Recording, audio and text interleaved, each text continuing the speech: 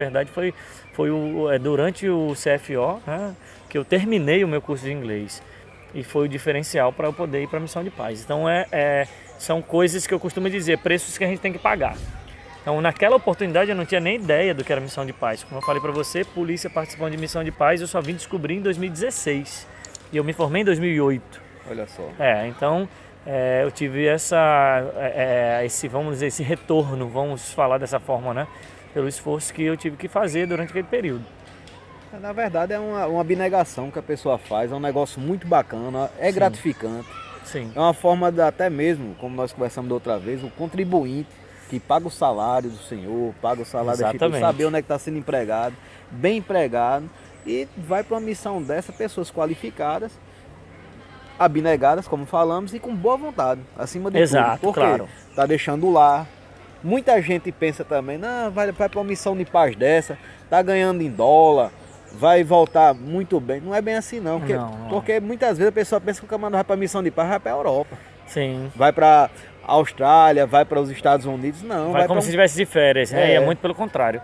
Você tem total razão. A gente, primeiro que o contribuinte, eu sou um funcionário público, o contribuinte tem que saber como está sendo empregado o dinheiro. Como cidadão, né? Eu acredito nisso. Que o cidadão, eu como cidadão, gostaria de saber como está sendo empregado o dinheiro que eu pago de impostos, né? E eu acho isso importante a gente dizer. Apesar de eu ter investido pessoalmente, né, não foi o Estado, na questão da linguística, né, do curso de inglês, da língua que eu estudei, mas muita gente acha que, tipo, por exemplo, como eu disse para você, o Iêmen é a maior crise humanitária do mundo. O Sudão do Sul é o país mais novo do mundo, ou seja, eles não têm estrutura nenhuma, eles viveram até 2013 um contexto de separação do Sudão, né? Que era o país que englobava o Sudão do Sul. Então a parte sul do Sudão se tornou independente, então não tem estrutura nenhuma. Por exemplo, eu tive muito pouco contato com energia elétrica, com questões de saúde, com questões de alimentação, era muito difícil. Eu passei boa parte do meu tempo lá, durante praticamente 9 meses, comendo peito de frango e macarrão, que eu mesmo fazia, que eu via as condições de higiene e as condições sanitárias, vamos lá, que era fornecido ali. Então, a gente, sem contar o estresse, as desgraças, o Iêmen, por exemplo, é uma guerra, vamos dizer, tradicional, onde tem bombardeio, onde tem campo minado, e eu dentro desse contexto...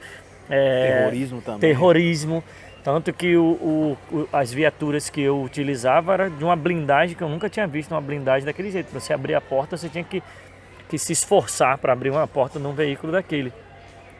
E sem contato de internet, contato de telefônico muito restrito, apesar dos avanços que a gente tem tido tecnológicos, né? Então eu não tinha como mandar mensagem sempre, fotografia, vídeo, era muito difícil a minha família saber, né, o que estava acontecendo, pelo menos saber, vamos dizer assim, exatamente no momento que acontecia. Então é um ambiente super estressante. A outra questão é que você está acostumado a trabalhar no seu contexto nacional, de pessoas que falam a mesma língua que você, que qualquer expressão que você utiliza vai ser corretamente compreendida. Então, você vai falar uma outra língua, as pessoas também estão falando uma língua que não é a língua materna delas, que tem costumes diferentes. Então, o nível de estresse é muito alto, E a gente não recebe salário lá, né? A ONU não paga um salário, ela paga as diárias, como diárias que a gente tem aqui, as diárias de viagem, que são necessárias aí para a gente poder pagar a moradia, pagar a nossa alimentação. Então é tudo pago, não é fornecido. No Sudão do Sul, por exemplo, eu morava em container. Então tinha que dividir container, dividir habitação. Então você não tem privacidade, né? Por mais que você divida com pessoas, eu graças a Deus tive a oportunidade de dividir com pessoas excelentes, mas você não tem a sua privacidade, você abre mão de muita coisa. No Iêmen, por exemplo, eu morava num navio, no porto de Rodeida, no Mar Vermelho. E aí o que acontece? Já morava ali porque, em caso de bombardeio, alguma coisa, a gente precisasse sair, então a gente não era autorizado a morar na cidade. Eu morava numa cabine, dividia uma cabine pequena, restrita, né, num navio. E essas coisas, assim, não é tão simples, né? Então tem muitos momentos que você pensa assim, eu não vou aguentar, vou desistir, vou voltar para casa, não é isso que eu quero para mim. Mas o serviço, o fato de você se sentir útil para uma pessoa necessitada motiva. Então se você vai para uma missão de paz em busca de dinheiro, ou em busca simplesmente do emprego, com certeza vai ser muito mais difícil para você, né? E pode ser até frustrante, né? É frustrante. Muita gente chega até mesmo voltar com problema psicológico. Sim, né? é comum as pessoas voltarem com problema psicológico, precisarem. Eu mesmo procurei ajuda psicológica, né? Graças a Deus eu não tinha nenhum problema, mas assim, um problema que eu digo que interferisse diretamente no meu dia a dia. Mas muitos policiais voltam com problemas psicológicos, tem que tomar remédio, né? Procuram ajuda psiquiátrica, inclusive, né? Já que é algo que foge da possibilidade ali do psicólogo. E isso a gente tem que procurar por nós mesmos, né? A gente tem que identificar em nós mesmos essa necessidade. Não é fácil, eu digo para você que não é fácil estar em guerra, né? Já que eu vou para uma missão de paz, estar em guerra não é uma coisa assim que eu possa, é fácil descrever em palavras, né? Mas para você entender completamente, você tem que estar lá, né? E muita gente não consegue se transportar dessa forma, né, para esse contexto de guerra. É aquela situação, né? Às vezes nos colocar no lugar das outras pessoas, né? Sim. Ó, meus amigos, para vocês terem uma noção, a gente tá falando aqui, imagina o local mais paupérrimo que tiver aqui no Brasil. Só que aqui é um país rico, com água, com infraestrutura, alimentos, temos tudo.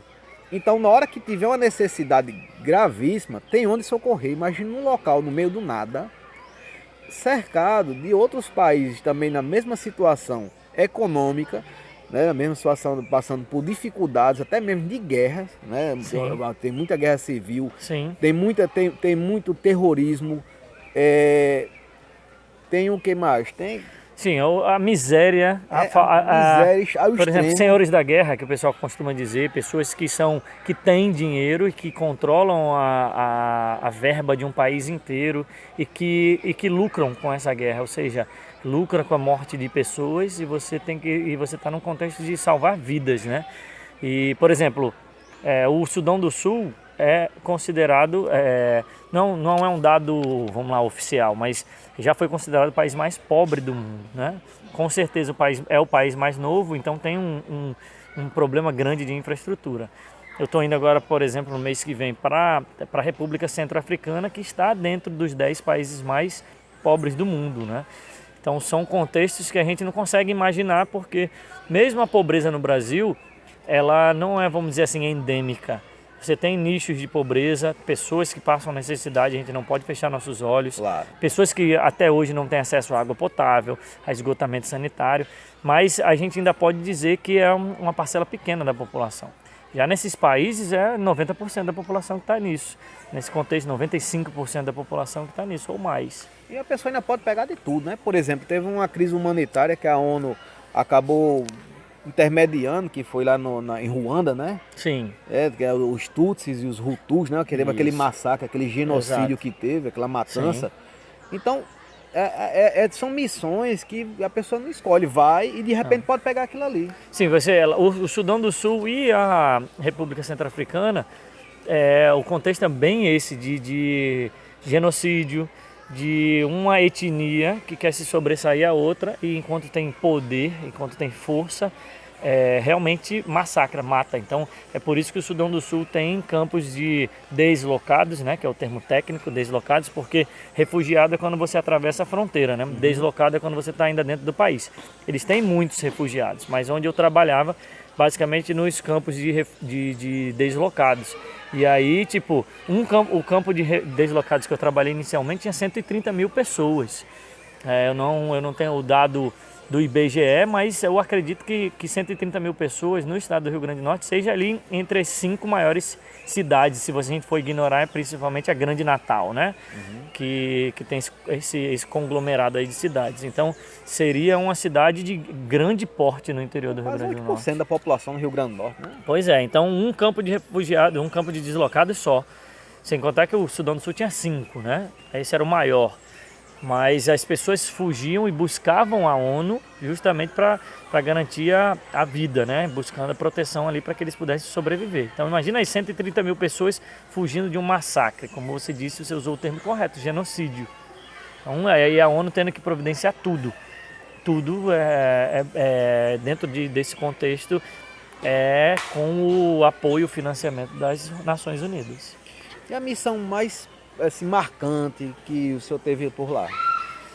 Cara, tem essas questões desse contexto, por exemplo, dentro desse campo de deslocados, a gente acaba, como eu trabalhava inicialmente com proteção de civis, o contato com a população local, o fato de eles, apesar desse contexto, ainda terem sorriso no rosto, eles não identificarem determinadas coisas e serem felizes mesmo dentro desse contexto paupérrimo, desse contexto de necessidade, isso me marcava muito. Então toda vez que eu tinha que fazer alguma operação, algo que servia para a proteção dessas pessoas e elas vinham nos agradecer, isso me marcava bastante.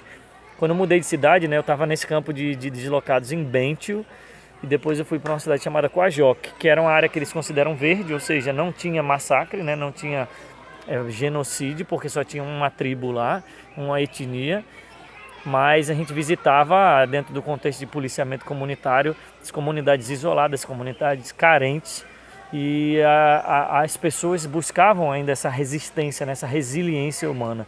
Isso marca muito, porque eles não se entregam, né? E às vezes a gente fica pensando, não, eu não aguentaria, né? A gente se sente fraco, mas quando a gente vê essas coisas, a gente fica assim, né?